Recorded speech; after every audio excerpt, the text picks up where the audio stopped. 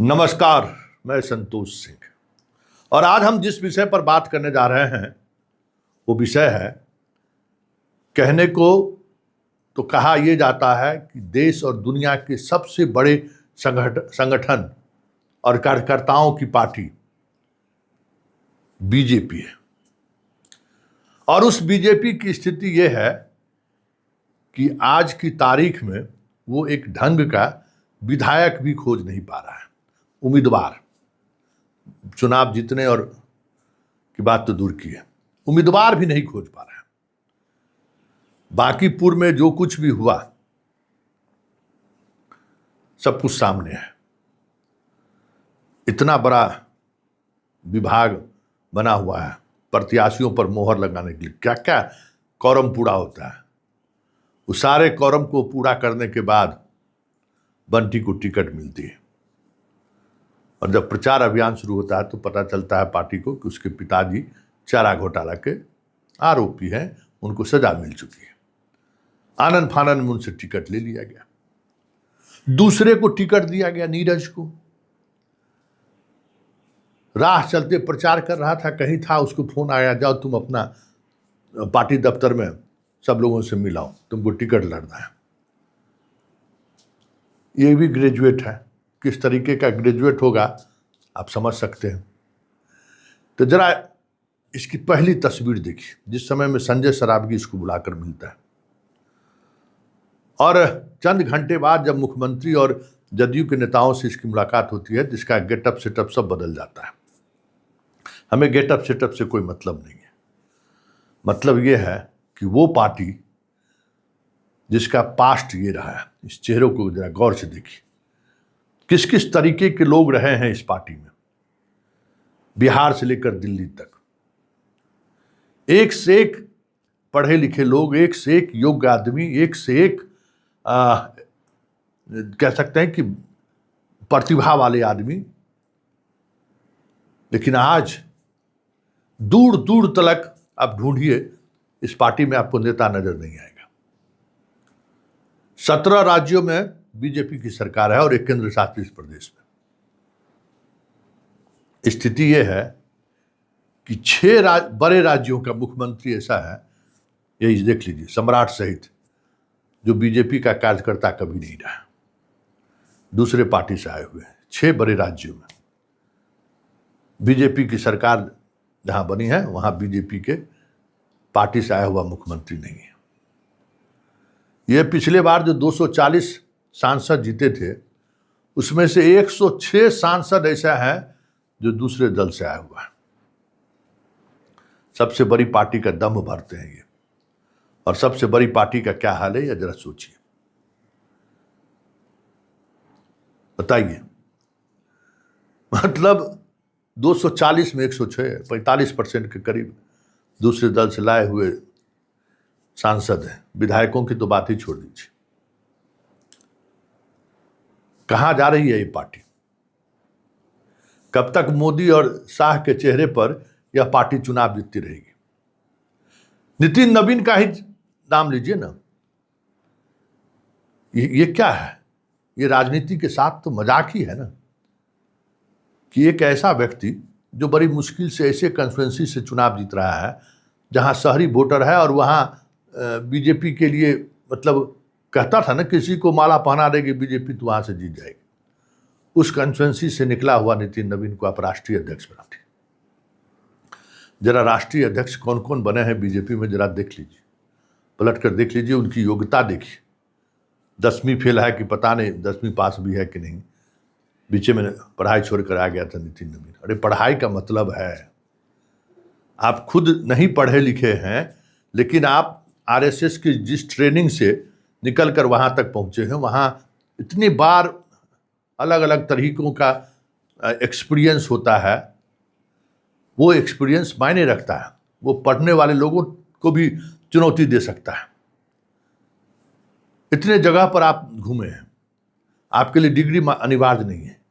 लेकिन जो व्यक्ति पटना में आया, विधायक बना, विधायक बनने के बाद शादी किया, विधायक बनते गया, कोई इंटरनेशनल और नेशनल एक्सपोजर नहीं है इसके पास, उसको आप राष्ट्रीय अध्यक्ष बना दे रहे हैं। तो ये पार्टी के साथ विश्वासघाती है ना। कहिएगा कि हम आम कार्यकर्ताओं को कितना महत्व देते। अरे आम कार्यकर्ता, डेमोक्रेसी में आम कार्यकर्ता क्या होता है? आम कार्यकर्ता को आप टिकट दे रहे हैं लेकिन वो औंठा छाप है।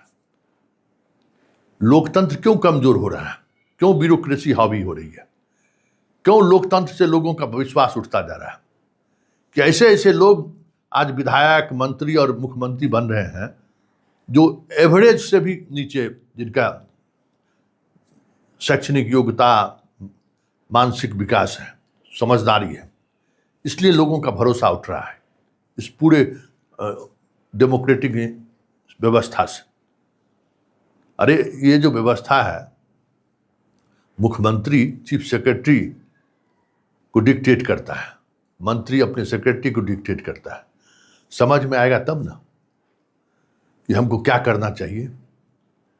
क्या है, किसी विधायक या किसी मंत्री या मुख्यमंत्री को की समझदारी, अगर आप पढ़े लिखे नहीं हैं, दुनियादारी नहीं जानते हैं, तो आप क्या कहें? योजनाओं का कार्यान्वयन कितना कैसे हो, आप क्या क्या कर सकते हैं?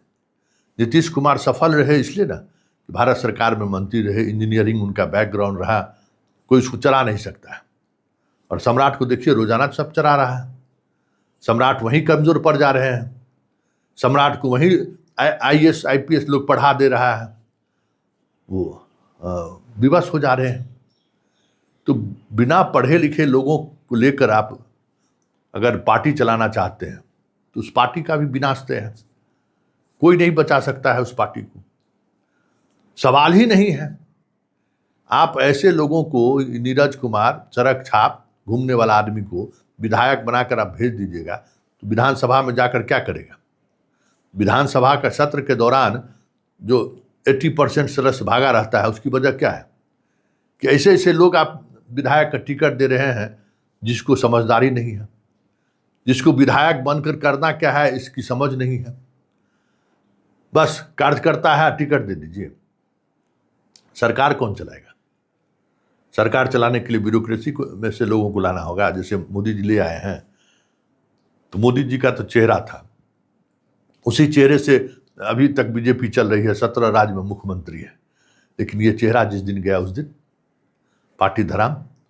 बीजेपी के जो पुरखे लोगों ने, जो अटल अडवाणी, मुरली मनोहर जोशी ने जो एक पूरी फौज खड़ी की, देख लीजिए ना कितने लोगों को, जो जो राष्ट्रीय अध्यक्ष बने, जो जो मुख्यमंत्री बना, देख लीजिए उस स्टेट में।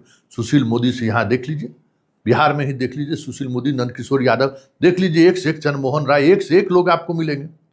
और आज देख लीजिए, मुख्यमंत्री का चेहरा नहीं मिल रहा है कि कौन मुख्यमंत्री बनाए, किसको मुख्यमंत्री बनाए। आज बीजेपी का कोई ढंग का मंत्री नहीं है जो एक अलग दिशा में बिहार को ले जाए। एक नीतीश मिश्रा पढ़े लिखे हैं, थोड़ी अलग समझदारी वाली मंत्री, नहीं तो तमाम मंत्री को आप देख लीजिए। शिक्षा मंत्री भगवान भरोसे है, जदयू में थोड़ा बेहतर स्थिति में है, पुराने लोग हैं, नीतीश के समय के लोग हैं, तो कुछ लोग बेहतर हैं, लेकिन पढ़े लिखे लोग की कोई गुंजाइश नहीं है। तो जब पढ़े लिखे लोग को आप टिकट नहीं देंगे, पढ़े लिखे लोगों को जब आप प्रमोट नहीं करेंगे, क्या चाहते हैं कि सब भेड़ बकरी की तरह जो है हमारे पीछे चले? नितिन नवीन हट गए, चले गए राष्ट्रीय अध्यक्ष, तो पहले बंटी को दिया जो उनका घर पर सब्जियां और भंडा पहुंचाता था। उस पर जब मामला फंस गया तो दूसरे ऐसे कार्यकर्ता को दे दिया जो सबसे पीछे वाला लाइन में खड़ा रहता था नितिन नवीन के घर पर। तो इससे पॉलिटिक्स थोड़ी चलता है। ये तो कांग्रेस से भी बुरी स्थिति में जा रही है पार्टी। भाई कि हमारे घर पर जो कुत्ता बकरी चराने वाला भी जो है ना, उसको हम विधायक MP बना दिए। कांग्रेस यही करने लगा था एक दौर में ना, तो वही स्थिति बीजेपी की बनती जा रही है। तो कांग्रेस का तो एक इतिहास है, कांग्रेस का तो एक परिवार है, बीजेपी का क्या इतिहास है? संघ की स्थिति देख ही रहे हैं। संघ उस दिशा में बढ़ चला है जहां मोहन भागवत के बाद भी उसको कोई ढंग का नहीं मिलेगा।